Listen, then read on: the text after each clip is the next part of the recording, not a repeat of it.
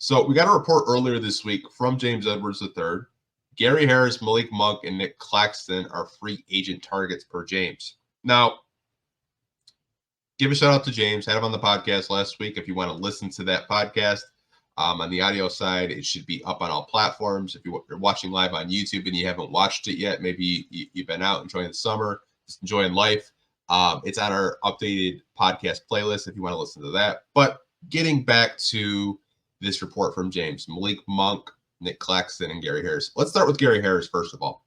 I don't think the Pistons go after Gary Harris. Yes, there's a Michigan State connection there, but I don't see it. Maybe I'm crazy. Maybe I'm wrong there, but I don't really see the appeal for Gary Harris, a shooting guard that hasn't really stayed healthy throughout his career and a shooting guard that isn't consistent. Like, I don't know. I don't think that would be a good fit.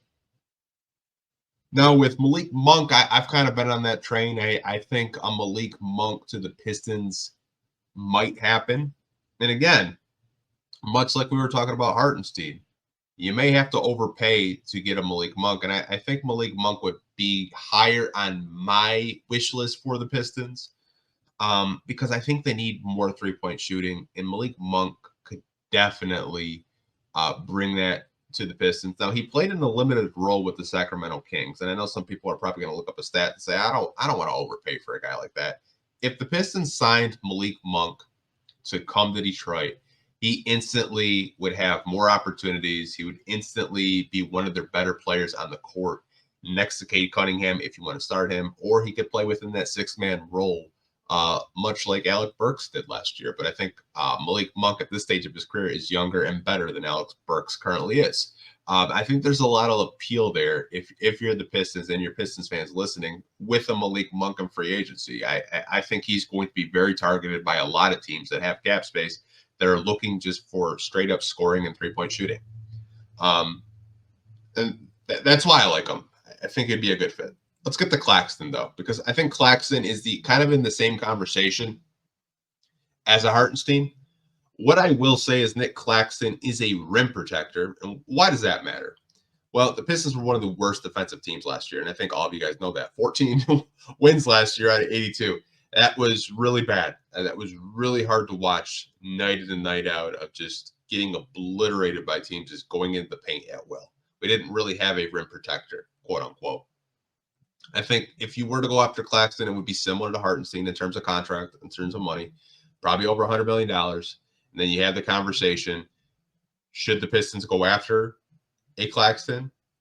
Should they, pay him? I don't know. I don't know. I have mixed feelings about it because I think Duren can take another step in development. Now, if he can get back to what he was doing his rookie season of blocking shots and protecting the rim, I think I would much rather bank on Duren's development. Plus, he's still on a rookie deal, so you don't really have to spend money in free agency on a center. But Claxton on paper makes sense because he's a rim protector and a lob threat. But I honestly think if I'm the Pistons, I wouldn't be surprised. If I'm Pistons fans watching this, I should say, I wouldn't be surprised if you see Claxton and Hartenstein as targets for the Pistons to go after this summer, just given the lack of rim protection that we had and the lack of defense that we showed opposing offenses, especially in the painted area.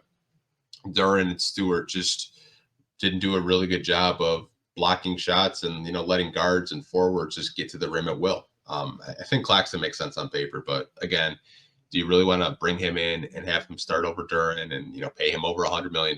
Like, that's the question you have to ask yourself if you are a Detroit Pistons fan. Seeing these reports with all of these quote unquote like targeted, reported free agents that the Pistons could target with their $60+ million in cap. I honestly think if you want to be cheaper, there are some, backup centers that you could sign it if you want to address the backup center need, because I don't think there's a world where they bring James Wiseman back. I think James Wiseman is just going to go into free agency and sign with a new team that maybe wants to see if there's something there with him. I don't think the Pistons bring James Wiseman back because Troy Weaver's gone now. The only reason why James Wiseman was here was because of Troy Weaver. He's no longer part of the organization. So I think they'll definitely go after a center. I don't know if it's going to be Hartenstein, Claxton, or maybe a lower tier center, but did want to talk about that for a couple of minutes.